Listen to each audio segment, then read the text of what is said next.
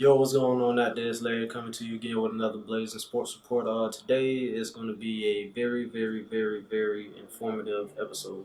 But the simple fact we have what a lot of people like to call a travesty right now in terms of what the NBA is doing, and also an internal travesty for me in terms of what's going on with the Orlando Magic. As a lot of you may know right now, that Chris Paul deal that was reported to go have him go to the Los Angeles Lakers has been nullified by David Stern and the league. As you all know, if you don't know, the NBA currently owns the New Orleans Hornets as they search for an owner to buy the team.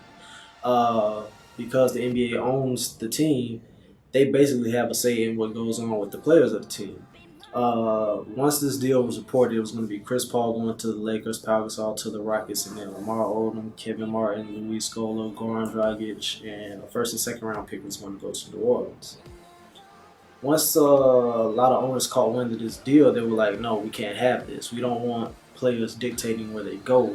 That's what happened with LeBron last year. That's what happened with Carmelo last year, and a lot of owners don't want this to happen, especially with the smaller market teams. Because as we all know, Denver is not really a big market, but it's not necessarily a small market. It's in the medium range. But we all know that Cleveland, no one wants to go to Cleveland, and they lost out on LeBron with his decision and all that. And New Orleans only has Chris Paul, and that's the thing that's keeping their franchise alive right now. But once the other owners got wind of this, they said they don't want to have the big markets dictating what goes on with the smaller markets, and hence David Stern was brought into the equation. And David Stern said, for basketball reasons, that this deal will not go down. What basketball reasons is that? I have no idea. But when you look at the grand scheme of things, Chris Paul is trying to find a way to have a lawsuit against the league because they blocked the trade. But you can't block, in my opinion, the owners of the team and what you work for, which is the league. So in a sense, he's trying to sue his owner for trying to dictate what they do with him, even though he's under contract to them. So it really makes no sense. I don't really think there's any legal action he can really take with this. He's going to explore this with the players union, but as they say right now, the deal just got ratified. They can't bring in an arbitrator to discuss this. So as it stands right now, Chris Paul is still a Hornet, Odom and Gasol is still Lakers, and Scola, Dragic, and Martin are still Rockets. Now, yesterday there was an interview with Lamar Odom over the phone, and the man was literally heartbroken by the news and what happened with him. Lamar Odom's been traded a couple times. He was a Laker once before he got shipped out to Miami, and they brought him back. I think I can't remember. Maybe a Clipper. I can't remember. I think it was Laker. Then got shipped back, man, back and forth like that. But Lamar Odom was literally heartbroken. He doesn't know what to do. The man's crying over the phone in the interview that he had with the people. The only thing missing from this whole dramatic outcome right now, we got lawsuits. We got Lamar Odom crying. We got a Spaniard who doesn't know what's going on. All we need is a Kardashian in there, and then the whole thing would be complete. But Odom has one of those, but I doubt that she would come into the equation. I wonder how she would really feel if he had to move from LA all the way down to New Orleans. How would that really work out? That's probably why he was crying over the phone. But anyways, outside of that, I don't really know what Lamar Odom expects to do out of this. I don't know what Gasol expects to do out of this. Both of them know that pretty much if there's a way for this deal to go through, they're not going to be Lakers. So you wonder if their heart's really going to be in LA. And you also got to realize this. Even though that this trade was going to be for Chris Paul for the Lakers, it essentially was a bad deal for LA in my opinion. Sure, you get one of the best point guards in the NBA, top three, no doubt. But at the same time, you lose your strength, which is the front court that the Lakers had with Odom coming off the bench, Gasol starting alongside Andrew Bynum. It had a formidable feel to it. But when you look at the breakdown of it, they were not going to get Okafor in this deal. They had no other backup. I can't remember who was the backup to the backups on this team because I don't think Josh Powell was there anymore. I think he was in Atlanta. So who would have been the starting power forward for the Lakers? In my terms, it would have been a bad deal for the Lakers. Then on top of that, you bring in a new coach without Kobe's consent. You trade players without Kobe's consent. Kobe Bryant is that team. You don't make moves without letting Kobe Bryant know what you're going to do. And without Kobe Bryant being informed on what was going on with the whole proceedings and everything, you gotta wonder how he feels about this. We haven't heard yet from Kobe, but I'm pretty sure we will in the coming future. Now, aside from what's going on with the Lakers, we also have something that's going on with the Magic. Overnight, it was reported that Dwight Howard was going to request a trade to go to the New Jersey Nets to play alongside Darren Williams. New Jersey is offering Brook Lopez 2 first-round picks. They're also willing to take back Turkoglu's contract, which would be great in terms of long-term for the cap space for the Orlando Magic. But in terms of equal value, there will be none, because in order to get Darren Williams, New Jersey sent all their valuable pieces to the Utah Jazz, which was Derek Favors, which is pretty much the only piece that they really had. What can the Magic literally take from New Jersey that they have now outside of Brook Lopez is absolutely nothing. To me, sure, you're getting 2 first-round picks, but they're not saying that they're going to be this year's picks or next year's picks. We don't know what years these picks are going to come, because I'm pretty sure they sent picks over to Utah when they acquired Darren Williams.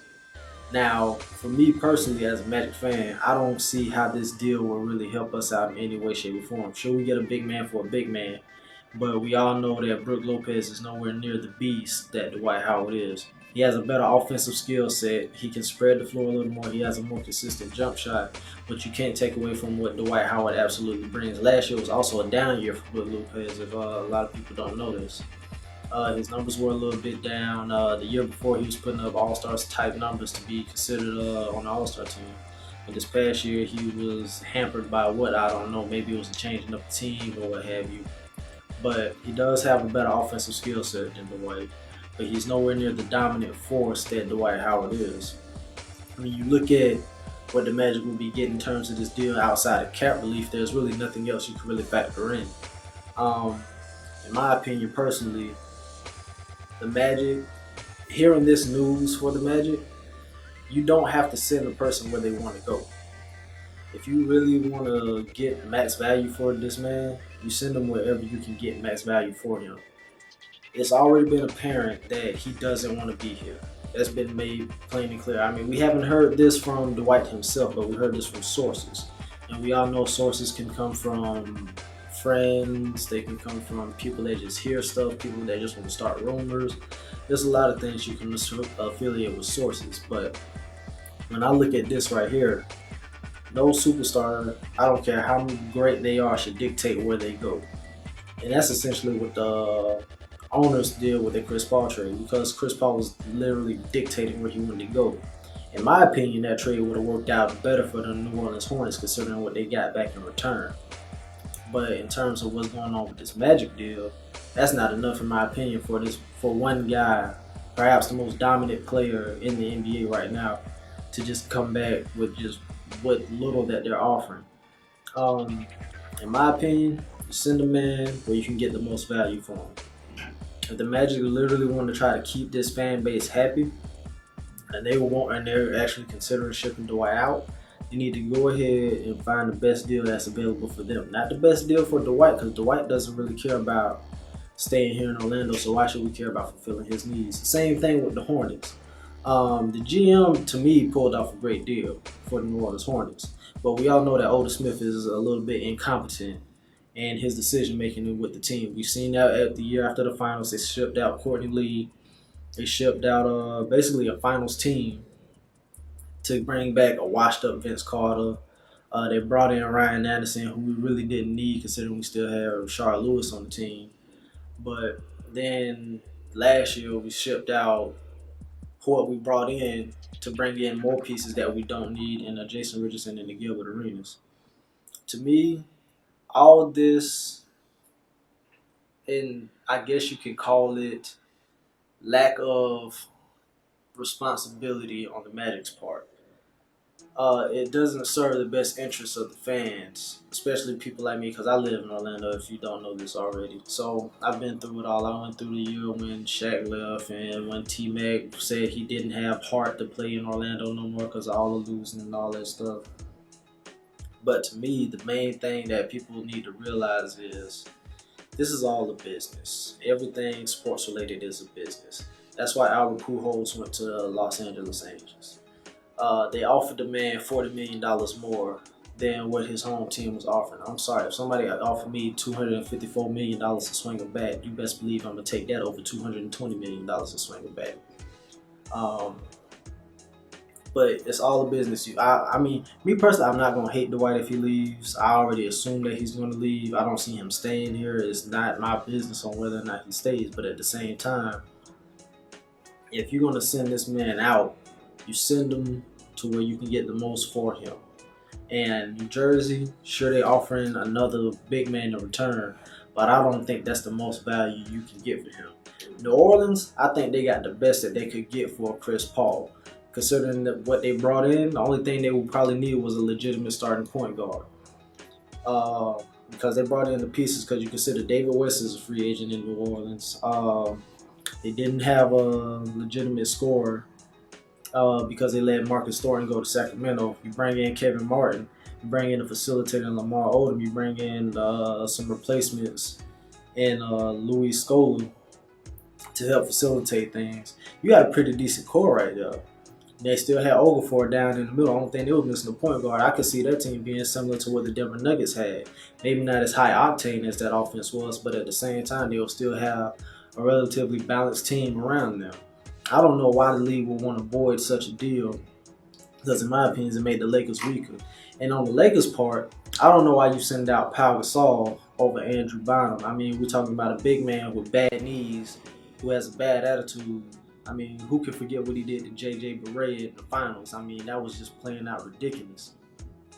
But if I was the Lakers and I really wanted to bring Chris Paul in, I would do whatever it takes to make sure that I got Chris Paul. We know Chris Paul is not going to be happy in New Orleans. He's already voiced that because he's seeking legal action against the league. We know that you don't want an unhappy superstar on your team. You can have unhappy players, but you have an unhappy superstar. That affects the chemistry of the whole team in itself, considering how big of a name that Chris Paul is. With the Magic were garbage long before Dwight ever said he wanted to leave. We all know this. The Magic lacked one thing all along, and that was a legitimate scorer. I said if the Magic got them a score, they'd be in a lot better place than what they are now. But we see that this isn't going to happen. The Magic haven't even said whether or not they're going to actually entertain this trade yet. So it may be like a little premature on my part to say what they should do. But at the same time, if the Magic are literally trying to get the most that they can out of Dwight Howard, they need to send him to where they can get the most out of for Dwight Howard. And I don't think New Jersey is the spot for him. Sure, New Jersey wants him. Sure, that's where Dwight wants to go. But you don't have to send him there. I mean, he's done a lot for this team. Don't get me wrong. He's probably the reason why we got the new arena that we got now. But when you start to dictate what the team does, I don't care what you've done for the team. The team is going to do what's best for them. And in my opinion, moving him to where he wants to go is not in the best interest of the team, especially when you're going to get so little in return. That's pretty much all I'm going to say on this point right here. We're going to wait to see how this thing plays out. I do think that at some point in time that Chris Paul will find another home. It may not be with the Lakers, but he will find another home somewhere else. Considering the league owns the Hornets, it could be skeptical on whether or not he does or does not go to the Lakers. But I will say this, if this goes on the way it has, and Chris Paul has the ability to opt out, that means he will not be able to sign with the Lakers because they won't have the cap space to do it.